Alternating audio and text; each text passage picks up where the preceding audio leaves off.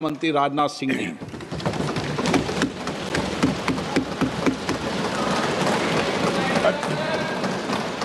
अध्यक्ष महोदय, सबसे पहले तो मैं आपके माध्यम से सदन के सभी दलों के मैंने जितने भी हमारे सम्मानित सदस्य हैं उनके प्रति आभार व्यक्त करना चाहता हूं कि ऑपरेशन सिंदूर की जो शानदार कामयाबी हासिल हुई है उस पर चर्चा करने के लिए आज सदन पूरी तरह से तैयार है। अध्यक्ष महोदय, सबसे पहले मैं इस सदन के माध्यम से मैं देश के उन वीर सपूतों को, उन बहादुर सैनिकों को नमन करता हूं जिन्होंने की राष्ट्र की सीमाओं की रक्षा के लिए जब भी आवश्यकता पड़ी है अपना बलिदान देने में वह पीछे नहीं रहे हैं। आज भी वह तैयार हैं और आज भी वह तत्पर हैं। साथ ही मैं उन सैनिकों की स्मृति को भी अध्यक्ष महोदय नमन करता हूं जिन्होंने की भारत की एकता और अखंडता सुनिश्चित करने के लिए अपना सर्वस्व बलिदान कर दिया। मैं पूरे देश की तरफ से सेनाओं के सभी जवानों के प्रति कृतज्ञता व्यक्त करता हूं। अध्यक्ष महोदय, आज मैं आपकी अनुमति से ऑपरेशन सिंदूर से जुड़े कुछ महत्वपूर्ण तथ्यों और विषयों को सदन के समक्ष रखने के लिए यहां खड़ा हूं। अध्यक्ष महोदय, 6 और 7 मई 2025 को भारतीय सेनाओं ने ऑपरेशन सिंदूर के नाम से एक ऐतिहासिक सैन्य कार्रवाई को अंजाम दिया। यह केवल एक सैन्य कार्रवाई नहीं थी, बल्कि यह भारत की संप्रभुता, उसकी अस्मिता, देश के नागरिकों के प्रति हमारी जिम्मेदारी और आतंकवाद के खिलाफ हमारी नीति का एक इफेक्टिव और डिसाइसिव डिमॉन्स्ट्रेशन था। अध्यक्ष महोदय, जैसा इस सदन को जानकारी है, 22 अप्रैल 2025 को जम्मू कश्मीर के पहलगाम क्षेत्र में एक अमानवीय और कायराना आतंकी हमला हुआ। इस हमले में हमारे 25 निर्दोष नागरिकों सहित एक नेपाली नागरिक की भी जान गई थी। उन निर्दोष लोगों की जान उनका धर्म पूछ कर लिया गया। यह अपने आप में अमानवीयता का सबसे कुत्सित और सबसे घृणित उदाहरण था।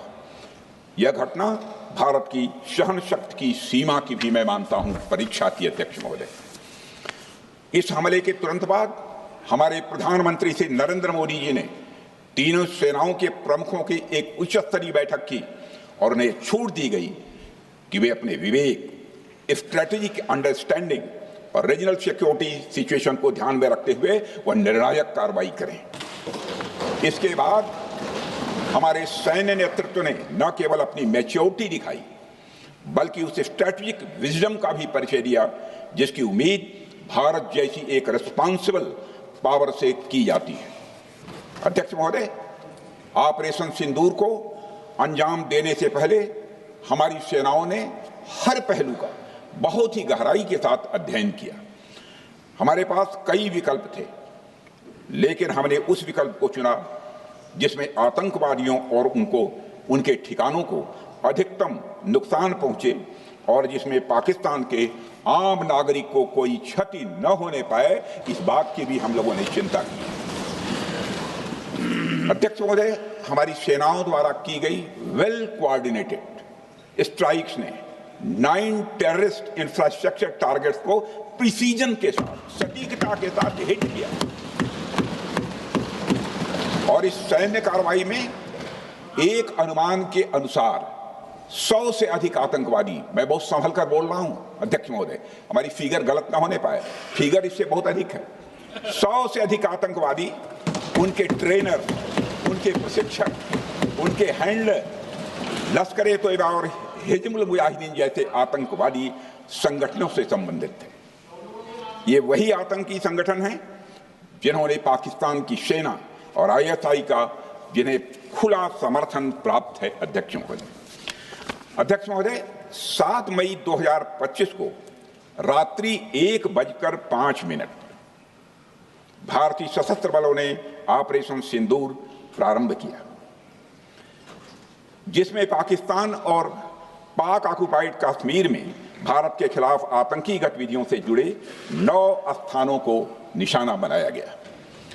इसमें पीओके के मुजफ्फराबाद में सवाई नाला और सैयदना बिलाल कैंप, कोटली में मस्जिद अब्बास व मसबर रहील शाहिद कैंप, कोटली में गुलपुर कैंप, भिम्बर में बरनाला कैंप, कोटली में अब्बास कैंप और पाकिस्तान के पंजाब प्रांत में बहावलपुर, मुरिदके और सरजाल और मेहमुना जोया शामिल थे।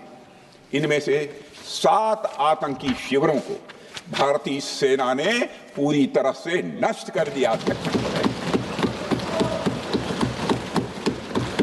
जबकि भारतीय वायुसेना ने मुरिदके और बहावलपुर को नेस्त नाबूद किया, जो लश्कर-ए-तोयबा और जैशे मोहम्मद के केंद्र हैं। पूरा ऑपरेशन मात्र, अध्यक्ष महोदय, जानकर पूरे सदन को प्रसन्नता होगी कि विदिन 22 मिनट्स पूरा ऑपरेशन समाप्त हो गया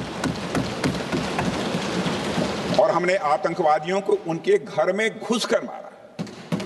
सशस्त्र बलों ने हमारी माताओं और बहनों के सिंदूर का बदला लिया और प्रत्येक भारतीय इस भावना से ओत-प्रोत हो गया। अध्यक्ष महोदय, मैं चाहूंगा कि पूरा सदन एक बार हमारे सेना के बहादुर जवानों के शौर्य और पराक्रम का।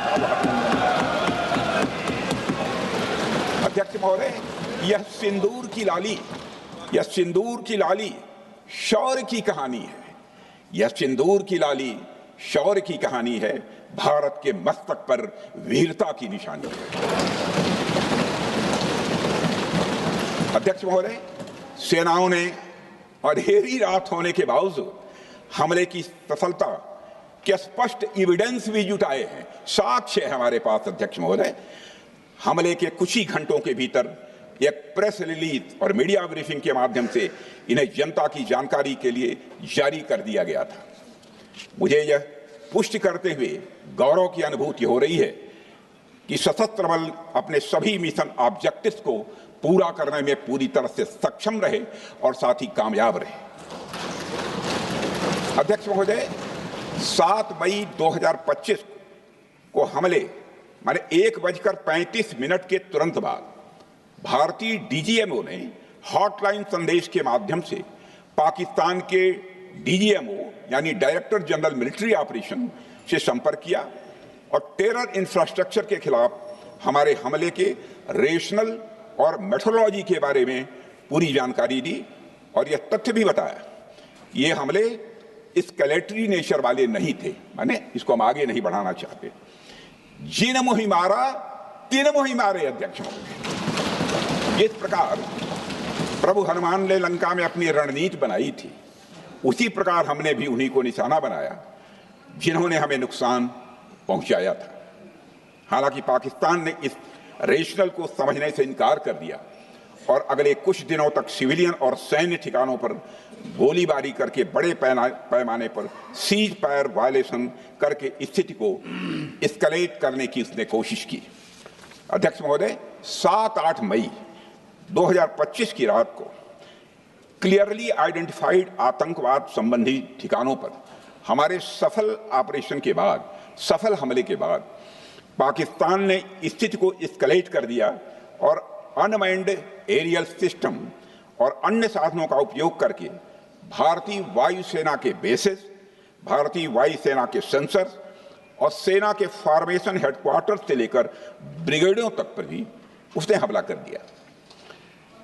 हालांकि हमारी इंटीग्रेटेड एयर डिफेंस ग्रिड और काउंटर यूएस ग्रिड ने इन हमलों को सफलतापूर्वक विफल कर दिया। अध्यक्ष महोदय, यस-400 यमारसैन आकाश मिसाइल सिस्टम और एयर डिफेंस गन्स बहुत प्रभावी साबित हुई हैं। अध्यक्ष महोदय, इस एस्केलेशन पर हमारा जवाबी हमला स्विफ्ट, प्रोपोर्शनेट और नवातुला था। अध्यक्ष महोदय, जिसमें 8 मई 2025 को केवल चुनिंदा पाकिस्तानी एयर डिफेंस सिस्टम और सेंसर नेटवर्क को प्रिसीजन गाइडेड मिशन द्वारा म्यूनिशंस द्वारा जो है टारगेट किया गया। अध्यक्ष महोदय, हमारी कार्रवाई पूरी तरह से सेल्फ डिफेंस में थी, न तो वह प्रोवोकेटिव थी और न तो एक्सपेंशनिस्ट थी। पाक द्वारा ये हमले 7 मई 25 से लगातार चले और 10 मई 2025 को रात लगभग 1:30 पर पाकिस्तान ने बड़े पैमाने पर भारत के ऊपर मिसाइल, ड्रोन, रॉकेट और अन्य लॉन्ग रेंज वेपन्स का इस्तेमाल किया। इसके साथ साथ उन्होंने इलेक्ट्रॉनिक वॉरफेयर से जुड़ी टेक्नोलॉजीज का भी सहारा लिया। अध्यक्ष महोदय, उनके निशाने पर हमारे भारतीय वायुसेना के अड्डे, थल सेना के एम्यूनिशन डिपोज, हवाई अड्डे और मिलिट्री कैंट थे। अध्यक्ष महोदय, यह कहते हुए मुझे गौरव की अनुभूति हो रही है कि हमारे air defence system, counter drone system और इलेक्ट्रॉनिक इक्विपमेंट्स ने पाकिस्तान के इस हमले को पूरी तरह से नाकाम कर दिया। पाकिस्तान हमारे किसी भी टारगेट को हिट नहीं कर पाया अध्यक्ष महोदय, और हमारे किसी भी इंपॉर्टेंट एसेट को नुकसान नहीं हुआ है। हमारी सुरक्षा व्यवस्था अध्यक्ष महोदय चाक चौबंद थी और हर हमले को हम लोग रोका गया। मैं इसके लिए भारतीय सेना के बहादुर सैनिकों की जमकर सराहना करता हूं, जिन्होंने दुश्मन के हर मंसूबे पर पानी फेर दिया। और अपने प्रतिपक्ष के मित्रों से भी कहना चाहता हूं, एक बार फिर से भारत के सेना के जवानों का कम से कम मेज थपथपाकर बहुत बहुत धन्यवाद। बहुत बहुत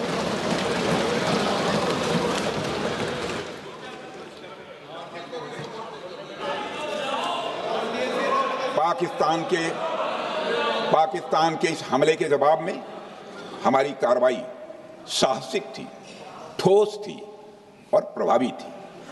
भारतीय वायुसेना ने वेस्टर्न फ्रंट पर पाकिस्तान के हवाई अड्डों, command and control systems, military infrastructures और एयर डिफेंस सिस्टम को निशाना बनाया और इस मिशन को हमारी सेनाओं ने सफलतापूर्वक अंजाम देने में कामयाबी हासिल की। अध्यक्ष महोदय, हमारी सेनाओं ने चकलाला, सरगोधा, रफीकी, रहीम यार खान, जैकबाबाद, सुक्कुर और भोलारी जैसे बड़े एयरबेस पर प्रहार किया और पूरी दुनिया ने भारतीय वायुसेना के शौर्य और पराक्रम की तस्वीर देखी।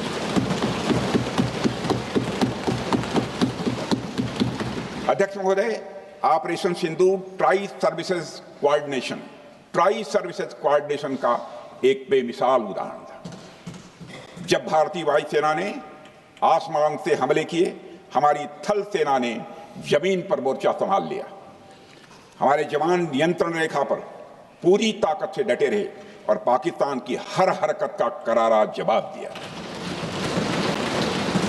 अध्यक्ष महोदय, भारतीय नौसेना ने भी, लोग पूछते हैं भारतीय नौसेना का क्या रोल था, भारतीय नौसेना ने भी उत्तरी अरब सागर में अपनी तैनाती मजबूत कर दी। भारतीय नौसैनिकों ने पाकिस्तान को यह साफ संदेश दिया कि हम समुद्र से लेकर जमीन तक पाकिस्तान के हर महत्वपूर्ण ठिकानों पर प्रहार करने में न केवल सक्षम हैं बल्कि हम तैयार हैं। अध्यक्ष महोदय, इस ऑपरेशन का मकसद टेररिस्ट कैंप्स और उनके सपोर्टर्स को टारगेट करना, उन्हें नेस्त नाबूद करना था और यह साफ संदेश देना था कि भारत आतंकवाद के विरुद्ध जीरो टॉलरेंस रखता है। भारत ने कार्रवाई इसलिए रोकी क्योंकि कॉन्फ्लिक्ट के पहले और उसके दौरान जो भी पॉलिटिकल और मिलिट्री ऑब्जेक्टिव्स तय किए गए थे उसे हम पूरी तरह से हासिल कर चुके थे। इसलिए यह कहना, यह मानना कि यह ऑपरेशन किसी दबाव में रोका गया था, यह बेबुनियाद है और सरासर गलत है। अध्यक्ष,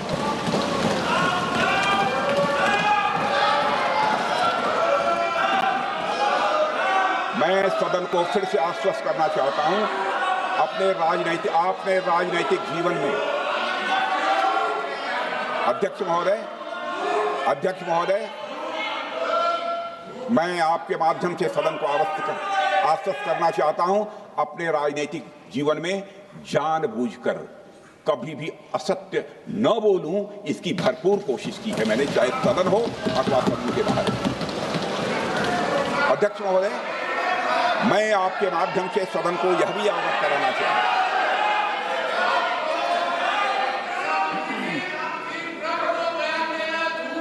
प्लीज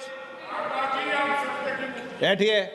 आप क्यों खड़े? अध्यक्ष महोदय, मैं आपके माध्यम से सदन को यह भी अवगत कराना चाहूंगा कि सीमा पार करना या वहां की टेरिटरी कैप्चर करना इस ऑपरेशन का उद्देश्य नहीं था।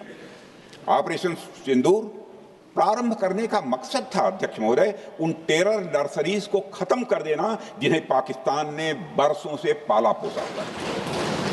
और यह ऑपरेशन उन मासूम परिवारों को न्याय दिलाने के लिए लॉन्च किया गया था जिन्होंने पाक स्पॉन्सर्ड टेररिस्ट अटैक्स में अपने प्रियजनों को खोया था।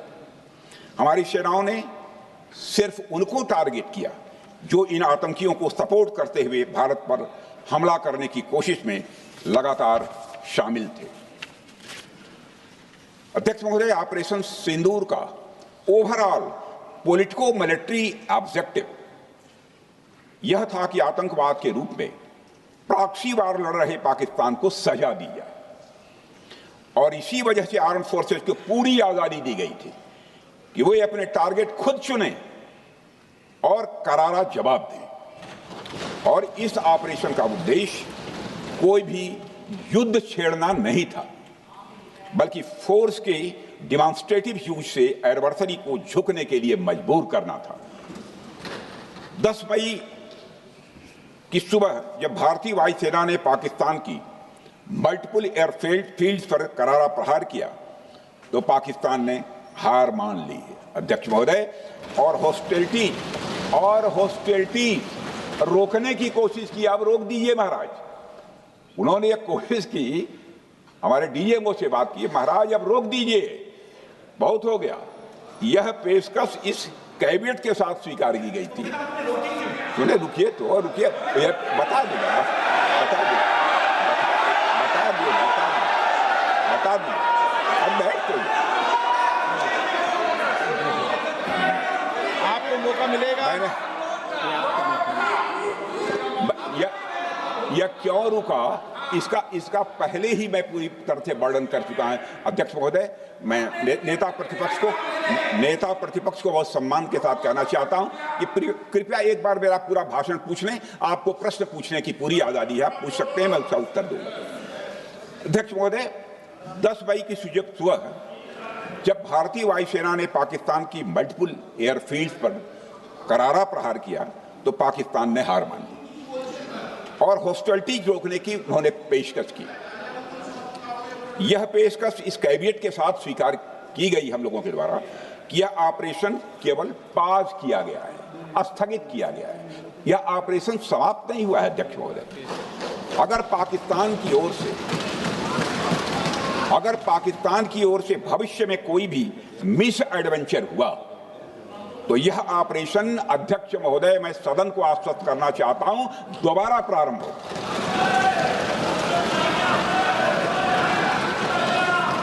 अध्यक्ष महोदय, भारतीय वायुसेना के जबरदस्त हमलों, नियंत्रण रेखा पर थल सेना की मजबूत जवाबी कार्रवाई और नौसेना के हमलों के डर ने पाकिस्तान को झुकने के लिए मजबूर कर दिया अध्यक्ष महोदय। और पाकिस्तान की हार उनकी एक सामान्य विफलता नहीं थी, बल्कि यह उसके सैन्य बल और मनोबल या दोनों की एक हार थी। 10 मई को पाकिस्तान के डीजीएमओ ने भारत के डीजीएमओ से संपर्क किया और सैन्य कार्रवाइयों को रोकने की अपील की।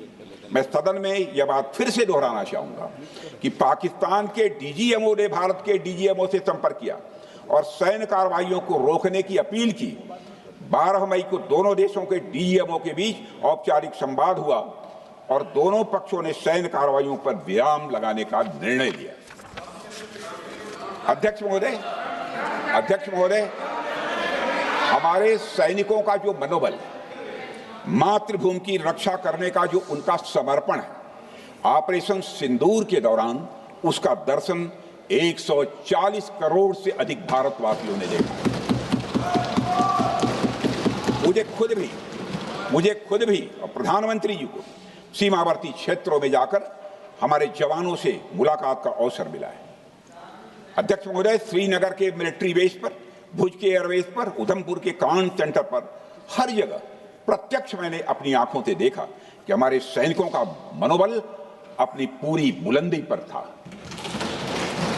उनकी आंखों में विश्वास है और उनका संकल्प अडिग है। वे न केवल भारत की सीमाओं की रक्षा कर रहे हैं, बल्कि हमारे राष्ट्रीय स्वाभिमान की भी अध्यक्ष महोदय रक्षा कर रहे हैं। अध्यक्ष महोदय, किसी भी देश में जनता सत्ता पक्ष को और विपक्ष को अलग अलग दायित्व सौंपती है, दोनों को अलग अलग दायित्व, और हेल्दी डेमोक्रेसी में तो स्वाभाविक है। सत्ता पक्ष का काम होता है जनता के हितों को ध्यान में रखते हुए कार्य करना, और विपक्ष का काम होता है सरकार से जनता के मुद्दों से संबंधित जरूरी प्रश्न पूछना। ऑपरेशन सिंदूर क्यों शुरू किया गया, इसकी जानकारी पहले भी दी गई है और आज भी मैंने सदन को दी है। अध्यक्ष महोदय, कभी कभी हमारे प्रतिपक्ष के लोग ये पूछते रहे हैं कि हमारे कितने विमान गिरे। मुझे लगता है उनका यह प्रश्न हमारी राष्ट्रीय जनभावनाओं का सही से प्रतिनिधित्व नहीं कर रहा है। मुझे लगता है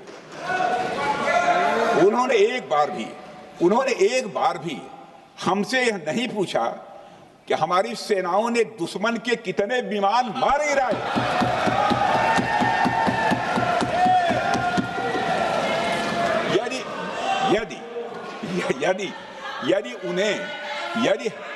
यदि उन्हें प्रश्न पूछना ही है अध्यक्ष महोदय, तो उनका प्रश्न यह होना चाहिए, क्या भारत ने आतंकवादी ठिकानों को तबाह किया? तो उसका उत्तर है हाँ।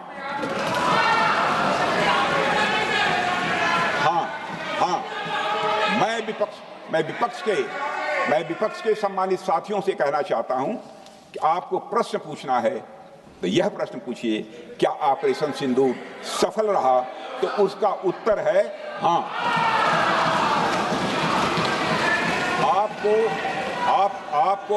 आपको प्रश्न पूछना है तो यह प्रश्न पूछिए कि जिन आतंकियों ने हमारी बहनों, हमारी बेटियों का सिंदूर मिटाया, क्या हमारी सेनाओं ने ऑपरेशन सिंदूर में उन आतंकियों के आकाओं को मिटाया? तो इसका उत्तर है हाँ।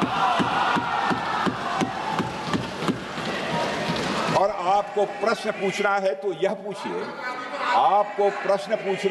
यह पूछिए कि इस ऑपरेशन में क्या हमारे जाबाज सैनिकों को कोई क्षति हुई है?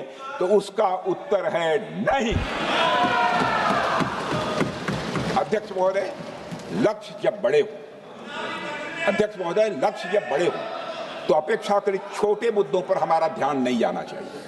लक्ष्य बड़े हों तो छोटे मुद्दों पर, अपेक्षाकृत जो छोटे मुद्दे होते हैं कंपैरेटिवली, उन पर ध्यान नहीं जाना चाहिए, क्योंकि छोटे मुद्दों पर ही ध्यान देते रहने से देश की सुरक्षा और सैनिकों के सम्मान और उत्साह जैसे बड़े मुद्दों से ध्यान हट सकता है, जैसा कि विपक्ष के हमारे कुछ साथियों के साथ हो रहा है। अब चूंकि विपक्ष के मित्र ऑपरेशन सिंदूर को लेकर उचित प्रश्न नहीं पूछ पा रहे हैं, तो उन्हें मैं क्या बताऊं अध्यक्ष महोदय। मैं लगभग 4 डिकेड से अधिक समय से राजनीति में, सत्ता पक्ष हो या विपक्ष हो, अपनी पार्टी हो या दूसरी पार्टी हो, कभी भी किसी के साथ दलगत राजनीति को मैंने शत्रुतापूर्ण तरीके से जिंदगी में नहीं देखा है मैंने अध्यक्ष महोदय। इसलिए आज अगर विपक्ष प्रश्न पूछने में असफल है, मैं विपक्ष को उनके इस काम में थोड़ी सी मदद करना चाहता हूं। अध्यक्ष महोदय, मैं विपक्ष के अपने सम्मानित साथियों से कहना चाहता हूं कि यदि आज हम लोग सत्ता पक्ष में हैं, तो ऐसा नहीं है कि हम हमेशा सत्ता पक्ष में ही रहेंगे। यह आवश्यक नहीं है, किसी के लिए आवश्यक नहीं। एक लंबा समय हमने विपक्ष का काम किया है, एक लंबा समय हमने सरकारों से सवाल पूछने में लगाया है। जनता ने जब हमें विपक्ष में रहने का दायित्व सौंपा था, तो हमने विपक्ष में रहकर विपक्ष की भूमिका को बड़े ही सकारात्मक तरीके से निभाया भी। अध्यक्ष महोदय, विपक्ष में रहकर हमने कैसे प्रश्न पूछे, इसके कुछ उदाहरण मैं यहां रखना चाहता हूं। 1962 में अध्यक्ष महोदय, चीन के साथ हुए युद्ध में जब दुखद परिणाम आया, तो हमने उस समय की सरकार से यह पूछे थे, लेकिन वह प्रश्न यह था कि हमारे देश की धरती पर दूसरे देश का कब्जा कैसे हुआ। हमने यह प्रश्न पूछा था कि हमारी सेना और हमारी जनता अपमानित क्यों हुई। हमने यह प्रश्न पूछा था कि बड़ी संख्या में हमारे सैनिक हताहत कैसे हुए। हमने यह प्रश्न नहीं पूछा कि हमारे टैंक, हमारी मशीनें, हमारी बंदूकें क्यों ध्वस्त हो गई। यह प्रश्न हम लोगों ने नहीं पूछा। मशीनों और तोपों की चिंता न करके, मशीनों और तोपों की चिंता न करके अध्यक्ष महोदय, हमने देश की टेरिटरी की चिंता की, हमने देश के सैनिकों की। इसी तरह 71 के युद्ध में, 71 के युद्ध में जब हमने पाकिस्तान को सबक सिखाया, मैं उस समय की सरकार को मैं बधाई देना चाहता हूं। हमने अपने राजनीतिक और सैन्य नेतृत्व की प्रशंसा की। हमने ये नहीं देखा कि किस दल की सरकार है, किस विचारधारा की सरकार है, इसकी चिंता नहीं की कभी। हमारे नेता अटल बिहारी वाजपेयी ने संसद में खड़े होकर उस समय के नेतृत्व की प्रशंसा की थी। हमने इस बात की खुशी जाहिर कि हमने अपने शत्रु को सबक सिखाया। हमने उस दौरान यह प्रश्न नहीं पूछा कि इस सबक सिखाने के दौरान में भारत के कितने प्लेन्स गिरे, भारत के कितने इक्विपमेंट्स बर्बाद हुए। यह प्रश्न अध्यक्ष महोदय उस समय भी हम लोगों ने नहीं पूछा। अध्यक्ष महोदय, यदि मैं इसे और भी प्रैक्टिकल तरीके से समझाऊं, तो किसी भी परीक्षा के परिणाम में रिजल्ट मैटर करता है। यदि किसी परीक्षा में कोई बच्चा अच्छे मार्क्स लेकर आ रहा है तो हमारे लिए उसके मार्क्स मैटर करने चाहिए। हमें इस बात का ध्यान नहीं रखना चाहिए कि एग्जाम के दौरान उसकी पेंसिल टूट गई थी या उसकी पेन खो गई।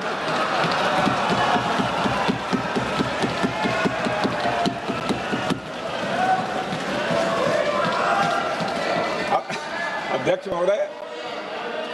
महोदय, अल्टीमेटली रिजल्ट मैटर करता है और रिजल्ट यह है, अध्यक्ष महोदय, अल्टीमेटली रिजल्ट मैटर करता है और रिजल्ट यह है अध्यक्ष महोदय कि ऑपरेशन सिंदूर के दौरान हमारी सेनाओं ने जो लक्ष्य निर्धारित किया था, उन लक्ष्यों को पूर्ण रूप से प्राप्त करने में हमने कामयाबी हासिल की। अध्यक्ष महोदय, भारत हमेशा से पाकिस्तान सहित अपने पड़ोसी देशों से मित्रता और सौहार्द सहयोगपूर्ण संबंध का सदैव इच्छुक रहा है। इसके लिए भारत की सभी सरकारों ने ईमानदारी से प्रयास भी किए हैं। वह चाहे आदरणीय लाल बहादुर शास्त्री जी हों या अटल बिहारी वाजपेयी जी हों या हमारे स्वर्गीय मनमोहन सिंह जी हों या प्रधानमंत्री श्री नरेंद्र मोदी जी, सभी ने हमेशा चाहा है कि इस इलाके में शांति और समृद्धि बनी रहे। सभी ने यह चाहा। अध्यक्ष महोदय, यह बात हमारी सिविलाइजेशनल वैल्यूज के साथ मेल खाती है, इसलिए ऐसा हुआ। अध्यक्ष महोदय, पूरा विश्व जानता है कि पूर्व प्रधानमंत्री से अटल बिहारी वाजपेयी जी ने शांति का संदेश लेकर 1999 में लाहौर बस यात्रा की थी।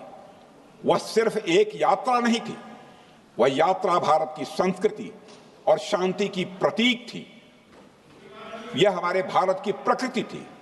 लाहौर पहुंचकर से अटल बिहारी वाजपेयी जी ने मीनारे पाकिस्तान पर विजिटर्स बुक में जो लिखा था, जिसका जिक्र लोग आज भी करते हैं, और उन्होंने लिखा था, उसकी मैं चर्चा करता हूं। उन्होंने लिखा था कि मीनारे पाकिस्तान से मैं पाकिस्तान की जनता को यह विश्वास दिलाना चाहता हूं कि भारत अस्थायी शांति और मित्रता का आकांक्षी है।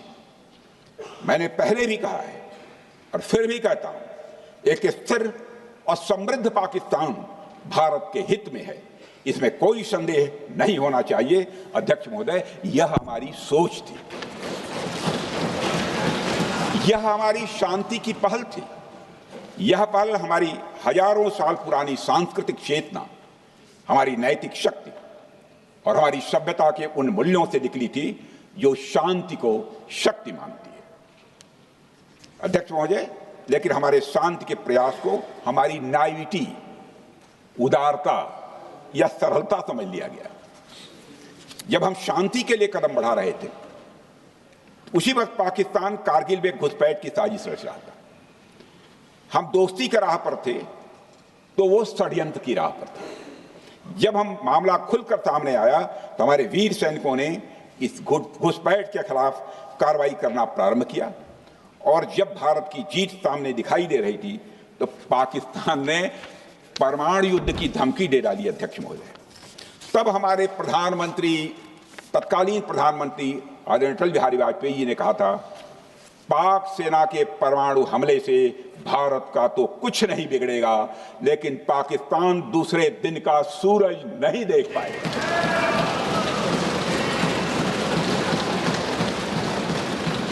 यानी अटल जी जो शांति का पैगाम लेकर गए, वही अटल जी शक्ति का भी परिचय देने में तनिक भी नहीं हिचके। यही है भारत। अध्यक्ष महोदय, यह सामर्थ्य का उद्घोष था। यह एक स्पष्ट संदेश था कि भारत शांति चाहता है, लेकिन अगर कोई हमारी संप्रभुता को चुनौती देगा तो उसका जवाब भी उतनी ही दृढ़ता से दिया जाएगा। अध्यक्ष महोदय, 2015 में जब हमारे प्रधानमंत्री मोदी जी ने लाहौर जाकर नवाज शरीफ से मुलाकात की, तो भारत ने फिर से दोस्ती का हाथ बढ़ाया। भारत ने फिर से दोस्ती का हाथ बढ़ाया। अध्यक्ष महोदय, हम वाकई में शांति की राह पर चलना चाहते थे, क्योंकि हमारी मूल प्रकृति बुद्ध की है, युद्ध की नहीं है। हमारी सरकार ने भी पाकिस्तान के साथ शांति स्थापित करने के अनेक प्रयत्न किए हैं, लेकिन बाद में हमने 2016 में सर्जिकल स्ट्राइक से, 2019 में बालाकोट में एयर स्ट्राइक से और 2025 के ऑपरेशन सिंदूर से हमने शांति स्थापित करने का दूसरा रास्ता अपनाया है। अध्यक्ष महोदय, अब हमारे प्रधानमंत्री श्री नरेंद्र मोदी जी और हमारी सरकार का स्टैंड बिल्कुल क्लियर है कि टेररिज्म और टॉक्स ये दोनों साथ नहीं चल सकते, क्योंकि सभ्य मुल्कों के बीच बातचीत होती है। अध्यक्ष महोदय, लोकतांत्रिक देशों में बातचीत होती है, पर एक ऐसा देश जिसके वजूद में लोकतंत्र का एक कतरा भी न हो और सिर्फ रिलीजियस फैनेटिसिज्म, टेररिज्म और हेट्रेड अगेंस्ट इंडिया हो, उसके साथ संवाद किसी भी सूरत में नहीं किया जा सकता। क्योंकि टेररिज्म की भाषा जो अध्यक्ष महोदय होती है, वह खून, डर और नफरत है, संवाद नहीं। गोलियों की आवाज में संवाद की आवाज दब जाती है। जहां खून बहता है वहां बातचीत की गुंजाइश अध्यक्ष महोदय नहीं बचती। अध्यक्ष महोदय, पाकिस्तान की वर्तमान स्थिति अब जग जाहिर है। जिस देश ने आतंक को अपनी विदेश नीति का औजार बना लिया, वह अंततः अपने ही जाल में फंस जाता है। पाकिस्तान की नीति और चरित्र को लेकर कोई भ्रम नहीं रहना चाहिए। यह एक ऐसा देश है जो वैश्विक आतंकवाद की नर्सरी है और उन्होंने इसको अपनी स्टेट पॉलिसी का भी एक आधार बनाया हुआ है। अध्यक्ष महोदय, ऑपरेशन सिंदूर के दौरान पूरी दुनिया ने देखा है कि पाकिस्तान में सरकार आतंकवादियों के लिए स्टेट फ्यूनरल का इंतजाम कर रही है और सैन्य अधिकारी भी आतंकवादियों के जनाजे में भाग लेते हैं। यह वही देश है जो सीमा पर सैनिकों से लड़ने का साहस नहीं जुटा पाता, इसलिए निर्दोष नागरिकों, बच्चों और तीर्थ यात्रियों को आतंकवाद का निशाना बनाता है। पाकिस्तान की सेना और आईएसआई आतंकवाद को एक प्रॉक्सी वार के रूप में अध्यक्ष महोदय इस्तेमाल करती हैं और उसके सहारे वे भारत को डिस्टेबलाइज करने का सपना देखती हैं। अध्यक्ष महोदय, मैं लोकतंत्र के मंदिर में खड़े होकर यह बात कह रहा हूं कि भारत को 1000 कट्स देने का सपना पालने वालों को नींद से जग जाना चाहिए। यह मोदी जी के नेतृत्व वाला नया भारत है जो आतंकवाद के खिलाफ किसी हद तक जा सकता है।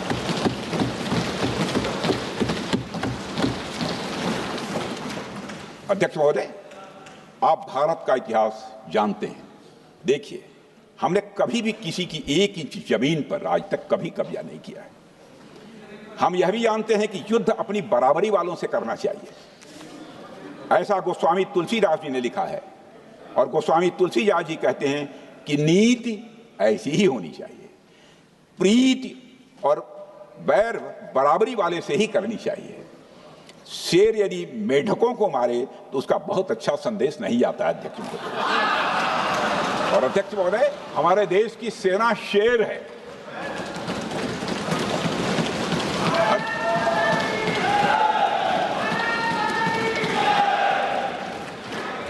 अध्यक्ष महोदय, पाकिस्तान जैसा देश जो साइज, सामर्थ्य, शक्ति और समृद्धि में हमारे आसपास भी नहीं है, उस मुल्क से कैसा मुकाबला? जो मुल्क अपने अस्तित्व के लिए दूसरों पर आश्रित हो, उसके मुकाबले का मतलब है अपना स्तर कम करना। हमारी नीति है आतंकवाद के खिलाफ प्रभावी कार्रवाई करना। हमारा पाकिस्तान विरोध उनकी आतंकवाद की नीति के कारण है, इसलिए पाकिस्तान से हमारा विरोध है। अध्यक्ष महोदय, हम अगर शांति की आशा के लिए हाथ बढ़ाना जानते हैं तो अशांति फैलाने वाले हाथों को उखाड़ना भी जानते हैं। अध्यक्ष महोदय, अगर शांति के प्रयास करना हम जानते हैं तो दुष्टों को जो भाषा समझ में आए उसी भाषा में समझाना भी जानते हैं। सठे साक्ष्यम समाचरेत, अर्थात दुष्ट के साथ दुष्टता का ही व्यवहार करना पड़ता है कभी कभी। अध्यक्ष महोदय, हमने भगवान कृष्ण से सीखा है कि शिशुपाल की 100 गलतियां माफ की जा सकती हैं, पर अंत में धर्म की रक्षा के लिए सुदर्शन चक्र उठाना ही पड़ता है। हमने पार्लियामेंट का अटैक सहा है अध्यक्ष महोदय, 2008 का मुंबई अटैक सहा है, झेला है, लेकिन अब हमने कह दिया है इनफ इज इनफ। अब हमने सुदर्शन चक्र उठा लिया है अध्यक्ष महोदय। अध्यक्ष महोदय, हमारी प्रवृत्ति भगवान राम और भगवान कृष्ण से प्रेरित है, जो हमें शौर्य भी सिखाती है और धैर्य भी सिखाती है। इस सीख का अध्यक्ष महोदय, इस सीख का हम प्रधानमंत्री नरेंद्र मोदी जी के नेतृत्व में हमारी विदेश और अपनी रक्षा नीति में सीधा प्रयोग कर रहे हैं। आज भारत पहले दोस्ती का हाथ बढ़ाता है, लेकिन अगर कोई देश धोखा दे तो उसकी कलाई भी मरोड़ना जानता है। अध्यक्ष महोदय, हमारी नीति स्पष्ट है कि हमने एक समय लाहौर बस यात्रा की भाषा में बात की थी, तो पाकिस्तान ने हमारी उस भाषा को नहीं समझा, तो अब हम उन्हें बालाकोट स्ट्राइक की भाषा में जवाब देंगे। अध्यक्ष महोदय, भारत के लिए शांति हमारी प्रायोरिटी है, हमारी प्राथमिकता है और हमारी शक्ति उसका आधार है। भारत के लिए शांति प्राथमिकता है और हमारी शक्ति उसका आधार है। यह शक्ति हमारे सामर्थ्य से पैदा हुई है अध्यक्ष महोदय, और यह सामर्थ्य पिछले 11 साल में कई गुना बढ़ गया है। मैं ये नहीं कहता हूं पहले नहीं था, पहले था, लेकिन अब कई गुना बढ़ गया है। आज भारत विश्व की चौथी सबसे बड़ी अर्थव्यवस्था है और अभी आई मॉर्गन स्टैनली के रिपोर्ट के मुताबिक 2028 तक विश्व की तीसरी सबसे बड़ी अर्थव्यवस्था बनने की ओर भारत चल रहा है। अध्यक्ष महोदय, आर्थिक उन्नति के साथ साथ भारत के रक्षा क्षेत्र में 2014 से उल्लेखनीय परिवर्तन, रिमार्केबल चेंज आया है। आज का भारत डिफेंस सेक्टर में आत्मनिर्भरता, सेल्फ रिलायंस और स्वदेशी उत्पादन की दिशा में तेजी से आगे बढ़ रहा है। अध्यक्ष महोदय, आज हम हर दृष्टि से समर्थ भी हैं और सक्षम भी हैं। अध्यक्ष महोदय, मैं सदन को यह भी जानकारी देना चाहता हूं, उसके बाद जब प्रश्न पूछा गया हमारे सारे चीफ से, सीडीएस से, डिफेंस सेक्रेटरी से, क्या ऑपरेशन के लिए तैयार हैं, क्षण भर की देर नहीं लगाई, सबने बोला यस सर। अध्यक्ष महोदय, ऑपरेशन सिंदूर हमारे सामर्थ्य का ही प्रतीक था, जिसमें हमने दिखा दिया कि अगर कोई हमारे नागरिकों को मारेगा तो भारत चुप नहीं बैठेगा। भारत की आत्मरक्षा के लिए हमारा राजनीतिक तंत्र और नेतृत्व बिना किसी दबाव के काम करेगा।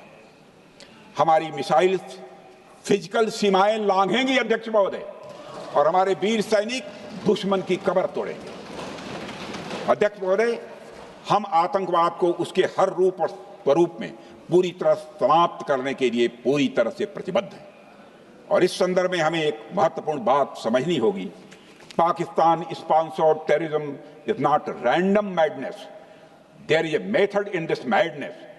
यह एक सुनियोजित रणनीति है, यह एक फंडामेंटल रेज है। अध्यक्ष महोदय, प्रसिद्ध लेखक वीएस नायपाल ने सही कहा था, पाकिस्तान में होना एक ऐसी अल्टरनेट और कंट्रास्टिंग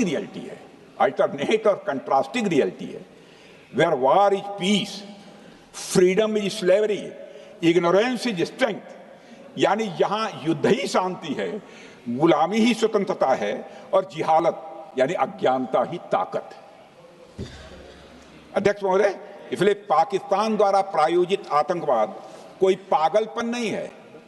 पाकिस्तान द्वारा प्रायोजित आतंकवाद कोई पागलपन नहीं है, यह एक सोची समझी साजिश का हिस्सा है। यह एक ऐसी प्रक्रिया है जो आतंक को एक पॉलिटिकल टूल की तरह इस्तेमाल करती है। यह सिर्फ आतंकवाद नहीं, यह एक टूल किट है, एक ऐसा टूल किट जिसे पाकिस्तान की सेना और उसकी एजेंसियां एक नीति की तरह अपनाए हुए हैं। This tool kit is an opposition to civilized code of conduct that the rest of the world prefers to abide by। यानी यह टूल किट उस सिविलाइज्ड कोड ऑफ कंडक्ट के खिलाफ है जिसे दुनिया का हर जिम्मेदार देश मानता है। अध्यक्ष महोदय, यह एक कट्टरपंथी सोच की उपज है जिसमें सहिष्णुता के लिए कोई जगह नहीं। हमारा पाकिस्तान के साथ कोई सीमा का संघर्ष नहीं है अध्यक्ष महोदय, बल्कि यह सभ्यता बनाम बर्बरता का संघर्ष है। सभ्यता बनाम बर्बरता का संघर्ष। पाकिस्तान के हुक्मरान जानते हैं कि उनके सैनिक युद्ध के मैदान में भारत से नहीं जीत सकते, इसलिए वे आतंक को पालते हैं, पालते ही नहीं उन्हें प्रशिक्षण देते हैं और फिर दुनिया के सामने खड़े होकर निर्दोष बनने की कोशिश करते हैं। अध्यक्ष महोदय, पाकिस्तान दोहरे मापदंड और झूठ की बुनियाद पर खड़ा हुआ एक ऐसा देश है जो अब फेल्ड स्टेट के तौर पर देखा जा रहा है। भारत ने ऑपरेशन सिंदूर के जरिए पूरी दुनिया को दिखा दिया है कि हम इस आतंकवाद के गंदे खेल को जड़ से समाप्त करने का संकल्प ले चुके हैं। अध्यक्ष महोदय, जब अटल जी प्रधानमंत्री थे तब पाकिस्तान के साथ कंबोजिट डायलॉग के लिए भारत की शर्त थी कि पाकिस्तान अपनी जमीन का प्रयोग भारत के खिलाफ टेररिज्म फैलाने के लिए नहीं करेगा। एक कंपोजिट डायलॉग के लिए भारत की शर्त थी, जिसे पाकिस्तान ने भी मान लिया था उसमें। लेकिन दुर्भाग्य से 2009 में शर्म शेख में तत्कालीन सरकार ने एक बड़ी भूल की, जब कंपोजिट डायलॉग प्रोसेस से पाकिस्तान प्रायोजित आतंकवाद को डीलिंक कर दिया गया। यानी बातचीत जारी रखने के लिए पाकिस्तान द्वारा अपनी जमीन को आतंकवाद के लिए प्रयोग न करने की शर्त को ही डाइल्यूट कर दिया गया। मैं मानता हूं यह भारत की स्ट्रेटेजिक पोजीशनिंग को कमजोर करने वाला एक कदम था। अध्यक्ष महोदय, ऐसी ही एक और गंभीर चूक तत्कालीन सरकार ने 2006 में हवाना में भी हुई थी, जब पाकिस्तान को आतंकवाद का विक्टिम माना गया और एक ज्वाइंट एंटी टेरर मैकेनिज्म बनाने पर सहमति भी हुई थी। 2006 की बात कर रहा हूं। अध्यक्ष महोदय, यह सोचने वाली बात है कि जो देश आतंक को पैदा करता है, उसे पालता है, उस देश को ही आतंक से पीड़ित मान लेना कितना बड़ा स्ट्रेटेजिक ब्लंडर है। अध्यक्ष महोदय, आतंकवाद के खिलाफ हमारी लड़ाई अब केवल सीमा पर नहीं है, बल्कि वैचारिक मोर्चों पर भी लड़ी जा रही है। इसी उद्देश्य से प्रधानमंत्री जी कई हाई लेवल डेलीगेशंस का गठन भी उन्होंने किया था, जिसमें हमारे लगभग अधिकांश दलों के सम्मानित सदस्य उसमें शामिल थे। उसमें विभिन्न राजनीतिक दलों के रिप्रेजेंटेटिव शामिल थे और सचमुच इस समिति ने वैश्विक मंचों पर जाकर भारत की बात बहुत ही प्रभावी तरीके से रखी और आतंकवाद के विरुद्ध वैश्विक समर्थन को उन्होंने मजबूत किया।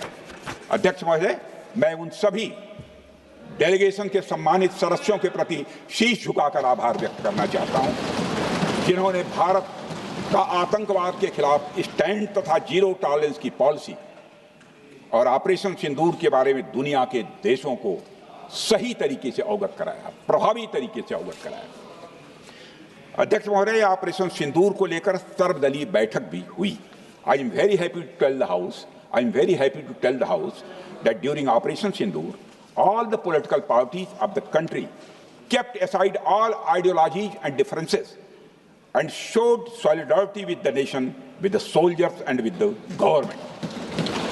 फिर इसके लिए आभार व्यक्त करता हूं। मुझे लगता है यही इस देश के लोकतंत्र की खूबसूरती है। अध्यक्ष महोदय, जैसा कि हमारे माननीय प्रधानमंत्री मोदी जी ने भी कहा है कि ऑपरेशन सिंदूर अभी रुका है, समाप्त नहीं हुआ है। यदि आवश्यकता पड़ी, यदि पाकिस्तान फिर किसी नापाक हरकत की कोशिश करता है तो हम और भी कठोर और निर्णायक कार्रवाई करने के लिए तैयार हैं। अध्यक्ष महोदय, ऑपरेशन सिंदूर के माध्यम से पाकिस्तान के मन में भारत को लेकर जो बहुत बड़ी गलतफहमी थी वह हमने दूर कर दी है। और मेरी दूर थोड़ी बहुत बची यदि भई होगी तो उसको भी दूर कर देंगे। अध्यक्ष महोदय, मुझे महाकवि राष्ट्र कवि रामधारी सिंह जी दिनकर की कुछ पंक्तियां याद आती हैं। अध्यक्ष महोदय, क्षमाशील हो रिपु समक्ष, तुम हुए बिनत जितना ही, दुष्ट कौरवों ने तुमको कायर समझा उतना ही। अध्यक्ष महोदय, भारत ने न केवल अपनी सैन्य क्षमता का प्रदर्शन किया, बल्कि अपनी राष्ट्रीय दृढ़ता, नैतिकता और राजनीतिक कुशलता का भी परिचय दिया है। भारत अब किसी भी आतंकी हमले का निर्णायक और स्पष्ट उत्तर देगा। अध्यक्ष महोदय, हमने एक नई लक्ष्मण रेखा खींच ली है। अब आतंकवाद को आश्रय और समर्थन देने वालों को कोई शरण नहीं मिलेगी। और अध्यक्ष महोदय, भारत किसी भी तरह के न्यूक्लियर ब्लैकमेलिंग या दबावों के आगे अब झुकने वाला नहीं है।